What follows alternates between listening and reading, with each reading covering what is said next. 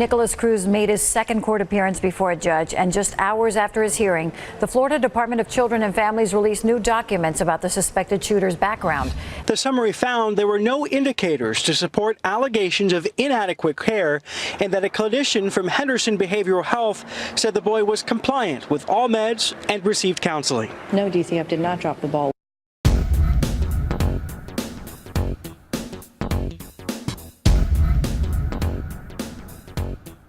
Dr. Breggin. Hi, I'm Peter Breggin. I'm here from the Center for the Study of Psychiatry, also as a parent and also as a psychiatrist in practice since 1968. Let me begin by showing you what we're up against in terms of billion-dollar industries with multi-million-dollar ad campaigns. This is now an ad that's in magazines throughout the United States. I think we've got the reply card, is that correct? I think you may have the reply card. I'd like to say. This one is actually out of Better Homes and Gardens, I believe. Well, this is out of Good Housekeeping, but I hear it's also in People magazine. And what this ad is doing is basically advertising Concerta, which is an Alzo McNeil product. It's the addictive drug Ritalin in a long-acting form. It's illegal by international law to advertise addictive drugs to the public directly. One way that the manufacturers are getting around it is by not mentioning the drug, simply pointing out that this is about ADHD and giving you a number to call. Another document that has been around for a while but is still in use is this ADHD manual. It's called ADHD, Attention Deficit Hyperactivity Disorder, Booklet for the Classroom Teacher by a Washington, D.C. psychiatrist, put out by Ciba Geigy, right there on the back, the manufacturer of Ritalin, going right into the schools to propagandize teachers. It's because of this kind of multi-million-dollar campaigns to push addictive drugs on our kids that we need the class action suits that have been mentioned. There are 4 of them now. I'm very proud that they're based on my book, actually talking back to Ritalin, and that I'm the medical expert in the suits. I think that we need this kind of enormous legal confrontation with this kind of power. Earlier, Dr. Bauman challenged my colleague, Dr. Fassler, to produce a scientific document to show that ADHD is a disease, and he quoted the AMA Council report, which is a political document, as he probably knows, and rather slipshod scientifically. There are no scientific studies to show that in any ordinary sense ADHD is a disease. Dr. Fassler also mentioned the pleasure that people have when they're told they have ADHD. It's not my experience at all. When I tell a young child, there's nothing the matter with you, you just need some help with your learning and you need some help with your discipline, and we're going to get your parents and teachers together and we're going to help you adjust better to your life and your family and your school, the kids really, really smile that they don't have a disease. Kids don't want to have biochemical imbalances and crossed wires. I want to talk about the dangers of stimulant medication, which have been rather ignored so far. Table 1 in my report describes the multiple adverse effects from stimulant drugs, everything from cardiac problems to the suppression of growth to zombie-like effects. Depression is very, very common. Agitation, anxiety is common. Impaired learning. After all, this is speed. This is Ritalin's an amphetamine-like drug. Adderall, which is almost replacing it now, is amphetamine. We're giving our kids amphetamines, basically. Animals cross-addict to methylphenidate or Ritalin, amphetamine, methamphetamine, and cocaine. The same neurotransmitter systems are affected.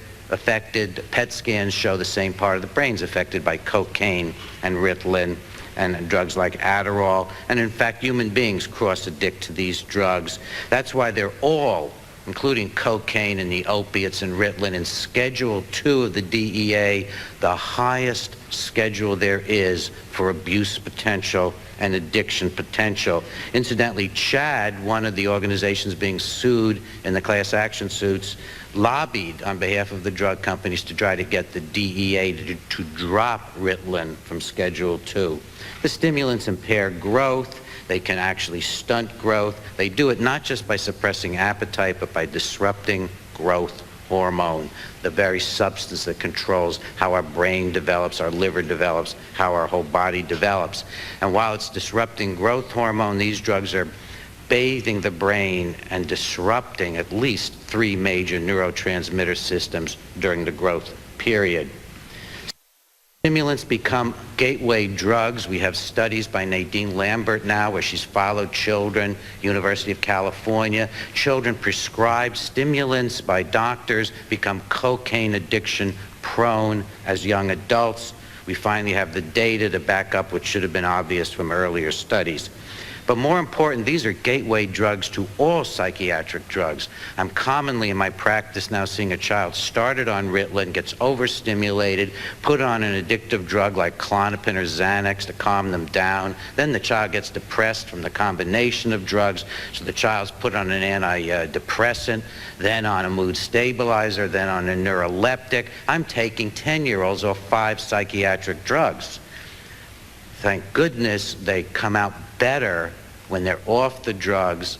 If parents are cooperative, if schools are cooperative, it's not so difficult to get the kids off drugs because children respond to changes in their lives, in the adults and in the teachers around them. The diagnosis itself has already been dealt with, but what I want to point out is that what the diagnosis is, and this hasn't been made absolutely clear, is nothing more than a list of behaviors that disrupt classrooms. The number 1 under hyperactivity is often fidgets with hands or feet or squirms in seat. The next one is often leaves seat in classroom. Another one is blurts out answers before the questions have been completed by the teacher. These are behaviors that have been developed by professionals working in the classroom to find the behaviors that disturb and distress teachers and classrooms, and then to justify the use of drugs. That's the ultimate aim. It's to make it easier to take care of kids in structured classrooms. I want to re-emphasize that the American Academy of Pediatrics and other organizations have said there is no biological basis to this. We also know how the drugs work, and that has not been addressed. From animal studies and human studies, we know that stimulants crush spontaneous behavior. You can measure it in an animal or a child. Exploration is reduced, inquisitiveness is reduced, the desire to socialize, to play. Basically, you take the spirit or the spunk out of the child. And probably because of effects on a particular part of the brain, the basal ganglia, you enforce obsessive behavior. So if you can crush the spontaneity of a child, however slightly, all the way up to robotic behavior, and make the child more obsessive compulsive, it looks good in a classroom. The child sits down and shuts up. That's the only reason they get better grades. There is no evidence from all the studies of any improvement in academic performance, in the emotional life of the child, in the social abilities of the child. What's really going on here is that we are taking conflicts between ourselves and our kids in the home and in the classroom, and we're drugging the weakest member of the conflict. So when we have a child who's in conflict in the classroom, standing up, walking around, not paying attention, instead of saying, what do we as adults do to help this child meet our expectations, what do we as parents do? We end the conflict by crushing the spontaneity of the child with a drug. When we do this, we not only injure our children, we set back any hope of reform in our schools. Because after all, if you can take 10% of your kids, or 20% of white males in some studies, 20% of white males in some studies in our public schools on these drugs, you can take the kids that are protesting the most, that are upset the most, that don't fit in the most, maybe in many ways our best, brightest, most energetic. If you can put those kids out of commission, basically, then you're in a situation where you don't have to reform the classrooms. And that's one of the big social disasters here. We have now for a generation been drugging kids instead of making the classrooms better for teachers, better for students, better for education, more interesting. You know better than I what the schools need.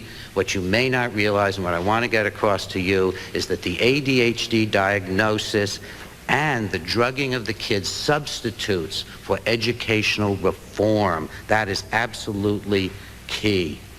I hope that my presentation today, my books, my scientific articles will empower the committee and parents to reject the solution of diagnosing and drugging children instead of meeting their genuine needs. We have a national tragedy now with up to 5 million or more children on these drugs. The parents who oppose the drugging are heroes, in my opinion, and I hope they will take heart from this hearing and continue to stand up on this issue. Let me address a little bit more what the drugs actually do. Dr. Fassler mentioned dopamine and norepinephrine, two of the major neurotransmitter systems we've studied, left out serotonin. That's a third system that all of these drugs impair. And it's really important to understand that they cause significant, drastic impairments that have been studied for 4 decades in animals. They overstimulate these systems by blocking the removal of these substances from the synapses, the connections between the cells, and by also causing an excess production and release of these substances. The system treats this as a toxic invasion, not a nutrient. Toxic invasion begins to kill off its own responsiveness, so that over a period of weeks, the serotonin, the norepinephrine, the dopamine systems are no longer as responsive as they used to be. Animal studies have clearly shown that drugs like Adderall, the amphetamines, kill brain cells at routine clinical doses. I cite these studies in detail in my peer-reviewed scientific article that I've given to you. This is just an elaboration of the testimony I was asked by NIH at the Consensus Conference. In regard to Ritalin, we don't have quite as many studies as with the amphetamine drugs, which are Adderall and Dexedrine, but we do know permanent changes are caused in the brain. If you give Ritalin to an animal in just a few doses, 45 days later that animal is more sensitive than ever to the Ritalin. That's how addiction is developed. These are very serious So the drugs are addictive? They are not only addictive, they are the most addictive drugs known in medicine today. They're in Schedule 2 of the DEA, which is Ritalin or methylphenidate, amphetamine, which is Dexedrine and Adderall, methamphetamine, which is also given to children, is in that group, cocaine is in the group, and so are some of the more powerful opiates and narcotics. It's Schedule 2. This is the DEA. This is the International Narcotics Control Board of the World Health Organization. Every single nation belongs, at least almost all the nations belong to this system and put methylphenidate in Schedule 2. The disruption of growth hormone by these drugs takes place because of the overstimulation of dopamine, which goes to the pituitary gland, which eventually controls the growth hormone production. It is so diagnostic that if a child's growth hormone isn't disrupted, the child's probably not taking their medication. Dr. Haslam mentioned genetics, claiming that this is a genetic disorder. First of all, common sense says it's not going to be genetic because it's just a list of behaviors that upset teachers in classrooms and make it hard to teach kids. That's all it is. It's just a collection of every single behavior you can think of is in the list. And in fact, there are no such genetic studies that he's citing. I defy him to hand me a paper which shows that this is ever been shown to be genetic. You won't find a textbook that makes this claim that he's made here, that there's hard science. There's always things running in families, but speaking English runs in families, and naturally certain kinds of ways of behaving may run in families. The Department of Defense issue was brought up, so let me again clarify. Let me give you as many facts as I can. There is a Department of Defense regulation. It's under the controlled substances part of the regulation of the Department of Defense. It specifically states that if a child has had stimulant medication after the age of 12, they are ineligible for service in the armed forces. I know of one or two exceptions where military officers have gotten their children into the armed forces, but then they have had lower clearances. And I think this has, well, I know it has to do with the fact that these are addictive drugs, because that's in fact the regulations. Finally, the issue of close monitoring. Close monitoring is not very helpful, as you might hope it would be, because the doctors who tend to closely monitor are advocates of these drugs, but often ignorant about their effects. So what we see with close monitoring out in the general clinical practice is when the child gets depressed, the parent isn't told that it's common. We have studies, 20% of children getting depressed on these drugs, and I do cite these studies. So here you're getting 20%, maybe more, 30% of kids getting apathetic and lethargic. The doctor doesn't know this or is just simply not paying attention. Close monitoring means giving an antidepressant. You combine the antidepressant and the stimulant, you're likely to get mania or psychosis, the kind of tragedy we had that Ms. Weathers talks about. And then the doctor's going to give a neuroleptic drug. So some of the kids I've seen on the most drugs and the most poorly treated have been monitored. What we need to do is to come to the conclusion that controlling the behavior of children by literally crushing their spontaneity with these drugs is simply not the answer. We need to improve our educational systems. We need schools that teachers want to teach in. We need schools kids want to go to. We need schools that are full of technologies that fascinate and interest children. We're doing the opposite. We're blunting their imaginations, blunting their spontaneity, blunting their liveliness in order to fit them into the same old situation. It's not just the physically disabled children who lose out when we define this category of ADHD or learning disabilities. It's all children, not just the physically handicapped. Because if you look at what does the child who's diagnosed ADHD need, what does the child who's diagnosed LD need, they need what every child needs. They need a smaller classroom. They need more interesting and engaging techniques of teaching. They need specially trained teachers who are more able to involve kids with emotional problems. So you end up in the ironic situation where by funding programs for special needs children that include kids with learning and behavior problems, you end up giving that group what all children need. And it really throws the whole system out of kilter. Some parents are trying to get their kids diagnosed so that they can get into smaller classrooms, so that they can have more computers, so they can have a teacher with special training in how to deal with difficult kids. I think that we should get rid of the idea that children diagnosed ADHD or LD, quote, have special needs. The kids who are disruptive in class and aren't paying attention and hate their homework need exactly what every other kid needs, and we need to get to work on providing better schools. We don't need more psychiatrists in the schools or counselors or psychologists. We need more attention to giving every child what every child needs, and that's going to take care of a good portion of what we're calling ADHD and learning disabilities. What we don't need is this persistence in taking a group of behaviors and calling it a disease. Dr. Fassler purported to give me a study of genetics that was going to show this was a genetic disorder. And it's not a published study even. What it shows is that he was surfing the web on September 15th. The study is, it's a report, it's a review.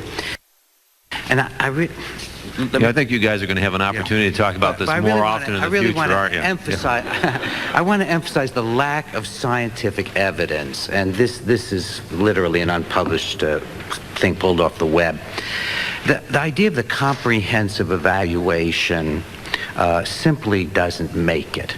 Because as long as that evaluation can end in, we found impulsivity or hyperactivity or inattention, therefore it's ADHD, the cause is lost. Doesn't matter how many doctors evaluate or psychologists, as long as they believe that that collection of behaviors is a disorder, the child is lost, and we're going to stand by as parents and teachers while the child gets drugged. We have to give up this idea that the answer is ever medical when it's just behaviors. Sure, if it's hypothyroid, it's medical. If it's diabetes, it's medical. But when it's a bored or angry or upset child, as long as we even allow the possibility that that's going to be diagnosed as if it's medical and drugged, we've lost the child. And in concluding, I want to bring up something that I don't think's been mentioned yet, which is the situation is getting so bad that we now have increased drugging of preschoolers. An article by Zito out of Maryland that came out in the Journal of the American Medical Association a few months ago showed we now have a 3 times increase in the diagnosing and drugging of preschoolers, 2 to 4-year-olds. And it's measured in terms of giving them Ritalin, this increase in giving out Ritalin and stimulant drugs to them. As long as we believe that we can take a group of behaviors and handle it by drugging the child rather than improving the child's family, improving the child's school, and improving the child's community, we're not going to solve our problems with our kids.